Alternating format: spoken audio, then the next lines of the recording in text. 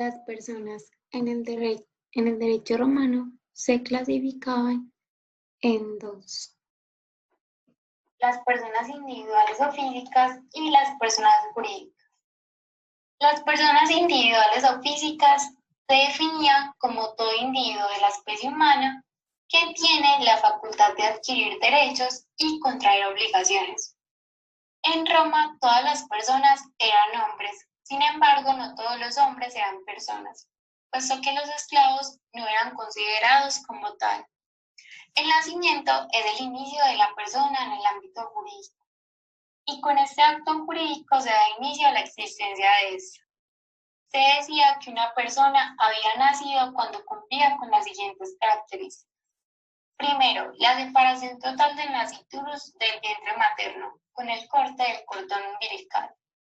Segundo, que haya tenido signos vitales, y al no haber sido posible comprobarlo en el momento en el que la criatura fue expulsada del vientre materno, ya sea con el llanto o con el grito, se practicaba una técnica denominada dosimasia pulmonar hidrostática para determinar si hubo vida por lo menos por un instante. Y la tercera característica era de que tuviera una forma humana. Después de la concepción y antes del nacimiento se hablaba del nasciturus, el cual adquiría algunos derechos como expectativa de vida, puesto que de este había de nacer una criatura. En el caso en el que el padre falleciera antes del parto, se asignaba un curador ventris, diferente a la madre, el cual protegía los derechos del nasciturus y su función terminaba cuando éste nacía. El fin de la persona se daba en el momento en el que había una ausencia de los signos vitales de éste, es decir, cuando moría. La muerte en el derecho romano traía como consecuencias jurídicas el fin de la existencia jurídica de la persona, por lo que no es centro de imputación jurídica y sus bienes eran transmitidos. Existían diferentes tipos de muerte. La muerte real, la cual se probaba con el cadáver. La muerte presunta, que se daba por la desaparición de la persona de 70 o más años de edad de su domicilio.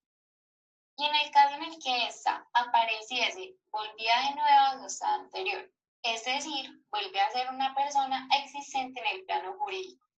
Otro tipo de muerte es aquella que se da por conmoriencia, en donde dos o más personas con derechos a sucederse entre sí mueren en un mismo acontecimiento.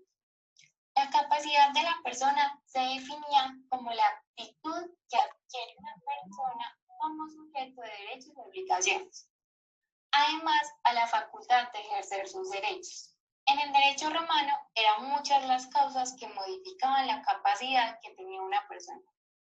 Entre ellas se encontraba el honor civil, la religión, en donde eran los cristianos quienes poseían mayores derechos, la condición social, lo cual termina en el momento en el que llega la igualdad jurídica a Roma, la profesión, el domicilio, la edad, puesto que se hace una distinción entre púberes e impúberes, el sexo, las enfermedades mentales y corporales y la prodigalidad. En el derecho romano se hablaba de dos tipos de capacidad: la capacidad de derecho, la cual se adquiría solo por el hecho de nacer y se le denominaba como sujeto de derecho, y el esclavo era la excepción, puesto que no se consideraba como persona. Y también estaba la capacidad de hecho o de obrar, que se adquiría de acuerdo con la edad y la capacidad mental de eso. Se decía que una persona gozaba de plena capacidad, es decir, una persona que es un sujeto de derecho plenamente capaz, que puede representar a los demás, a sus dependientes, como a sus hijos y a sus cónyuges, cuando era libre, ciudadano romano y paterfamilia. Al mismo tiempo en el que en Roma se hablaba de capacidad, también se hacía referencia a la incapacidad, es decir, a la falta de capacidad. Habían dos tipos de incapacidad: la incapacidad de derecho o la incapacidad en el ejercicio de los derechos, la cual se daba en razón al cargo de la persona, y la incapacidad de hecho o la incapacidad de obrar, la cual podía ser absoluta o relativa. en absoluta cuando la persona no podía realizar ningún acto jurídico y era relativa cuando ésta dejaba de ser un incapaz de hecho absoluto. Se hacía referencia al término capitis diminutio cuando se daba una disminución de la capacidad que presentaba una persona plenamente capaz. Esta disminución podía ser máxima cuando dejaba de ser libre, media cuando dejaba de ser ciudadano romano y mínima cuando el paterfamilia sufría de una incapacidad que le impedía realizar sus actividades como jefe de familia. En el derecho romano habían estatus, y estos eran las diferentes condiciones que tenía un individuo dentro de la sociedad y la familia. Estaba el status libertatis, en donde se es libre o esclavo, donde los libres eran las personas que se clasificaban como libertos o ingenuos, y además los libertos se clasificaban en libertos ciudadanos romanos, libertos latinos junianos y libertos dedíticos. Además del status libertatis, estaba en Roma el status civitatis, en donde se es ciudadano romano o extranjero, y este estatus hacía referencia a la situación de la persona en la sociedad romana.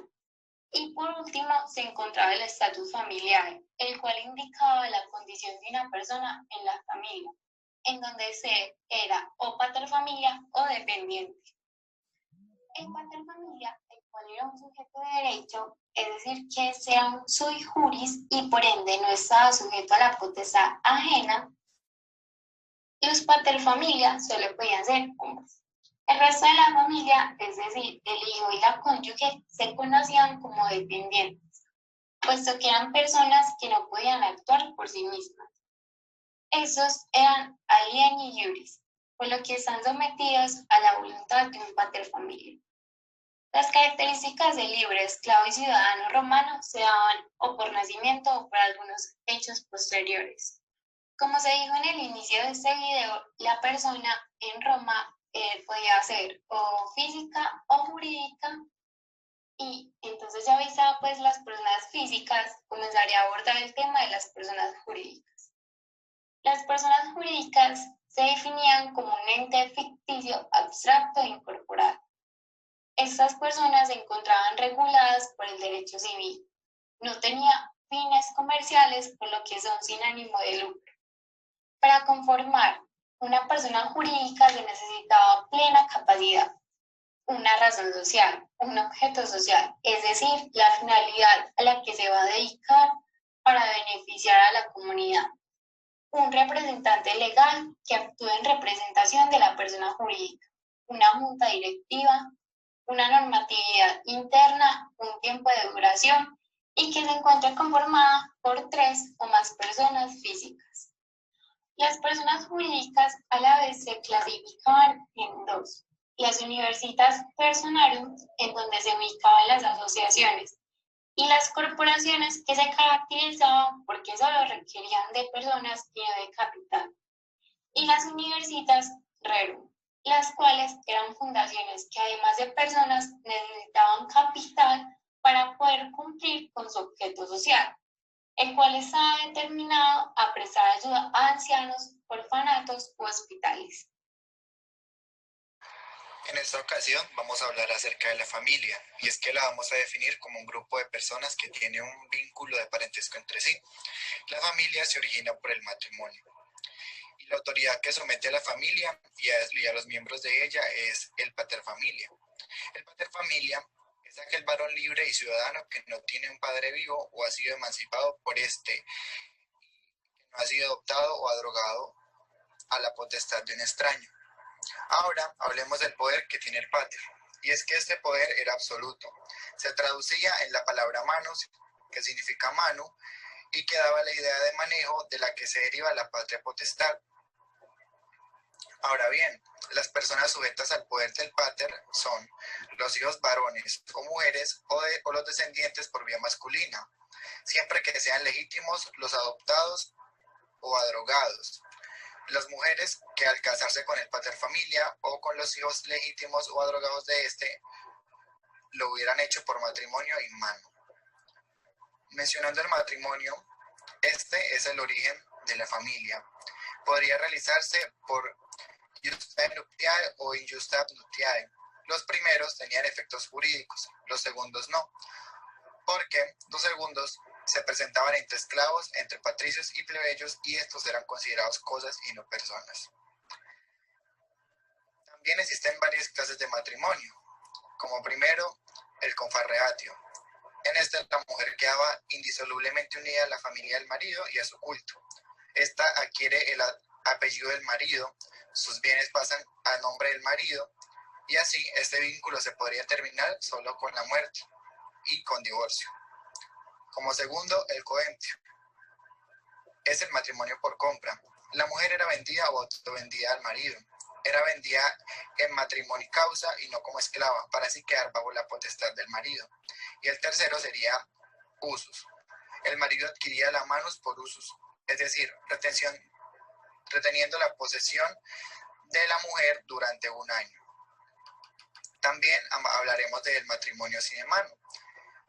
Y este es el medio para que el paterfamilia se procurase los hijos que deseara sin agregar a su familia a la mujer que se prestara a dárselos.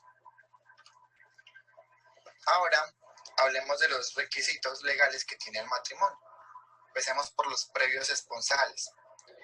Estos son un contrato prematrimonial a través del cual los novios prometen casarse entre sí.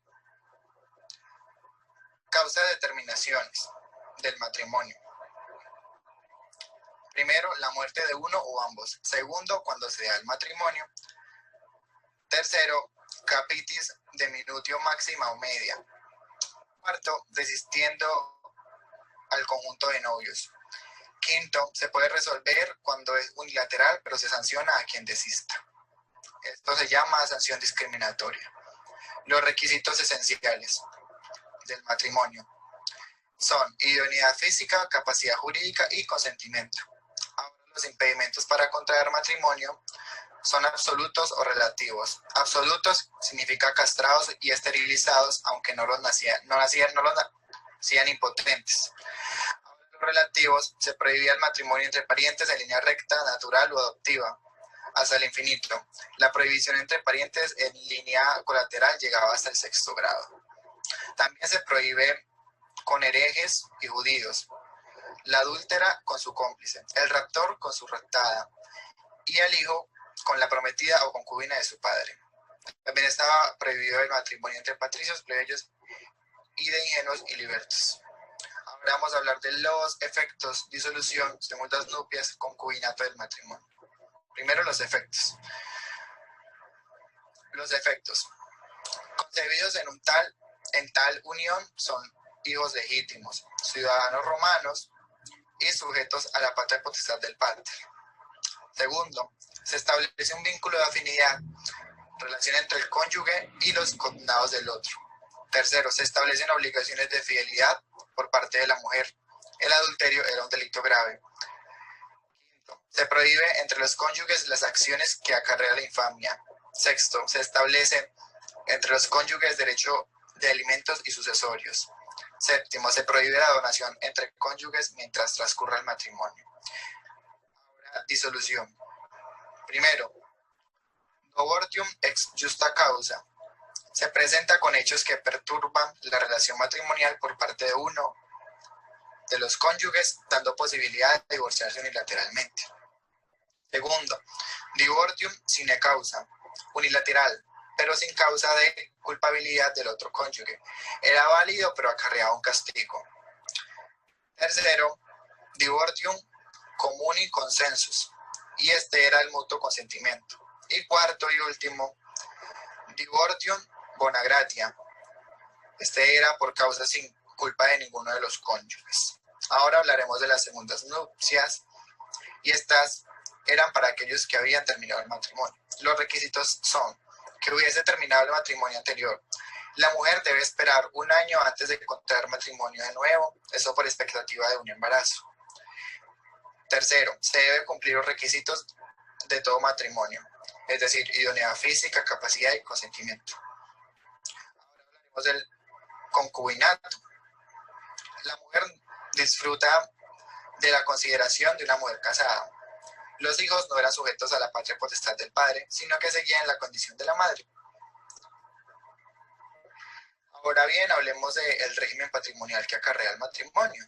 Primero, el matrimonio con mano. El matrimonio adquiría todos los bienes de la esposa. En el matrimonio con mano, el marido adquiría todos los bienes de la esposa. Y en el matrimonio sin mano, la mujer sigue perteneciendo a su familia paterna y existe la separación de bienes. Ahora bien, la dote era el conjunto de bienes o cosas particulares que la mujer, su paterfamilia o cualquier persona en nombre de ellos aportaba a la causa del matrimonio. Existen varias clases de dote: dos profectia, dos avecticia y dos recepticia. La dos profectia si la daba el paterfamilia y más adelante por el padre que no tenía patria potestad. La dos avecticia la otorgaba la misma mujer u otra persona distinta al padre. Dos recepticia, donde el constituyente se reservaba el derecho de recuperar los bienes en caso de disolución del matrimonio. El constituyente de la dote en el principio fue el paterfamilia de la mujer. Y existen tres tipos: el dote datio, dotis dictio, promisio dotis. Ahora vamos a hablar del parentesco, y el parentesco es el vínculo entre dos o más personas que hacen parte de una misma familia. Existen varias clases, entre ellas agnación, que es el parentesco existente entre el paterfamilia y las personas que nacieron en otra familia, pero que ingresaron a la familia por ley. La cognación se da entre todas las personas que nacen en una misma familia por estar unidos con la misma sangre. Y la afinidad, vínculo dado por el matrimonio. Ahora, los modos de ingresar a la familia: primero tenemos filiación, y la filiación se divide en dos: matrimonial y extramatrimonial. Matrimonial, cuando el hijo nace dentro del matrimonio; extramatrimonial, nacimiento del hijo fuera del matrimonio. Ahora tenemos también la legitimación.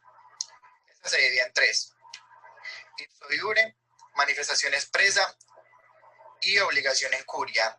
La primera, cuando se concibe fuera pero nace dentro del matrimonio. La segunda, que vendría siendo la manifestación expresa, nace antes del matrimonio y sus padres biológicos se casan y manifiestan su voluntad de legitimarlo. La tercera, obligación en curia. El hijo que nacía fuera del matrimonio se legitimaba cuando lo nombraban recaudador de impuestos o jefe de tesoro público. También tenemos la adopción, que es el ingreso de un alieni iuris a la familia del pater llamado adoptante. Los requisitos de la adopción son que debe ser concedida por un magistrado, y además que el adoptado presente su consentimiento y que el adoptante tenga por lo menos 18 años. Derecho de exposición. Un menor abandonado se lleva a un pater y se le colocaba en los pies para que lo ingresara a la familia. Si el pater lo levantaba en sus brazos, era signo de ingreso. También la derogación es el ingreso a la familia de un sui iuris o paterfamilia. Los modos de ingresar de la familia son: se podía ingresar de la familia cuando el hijo se convertía en sacerdote, cuando moría, la capitis de minutio máxima y media, y en caso de la mujer, cuando se convertía en virgen vestal.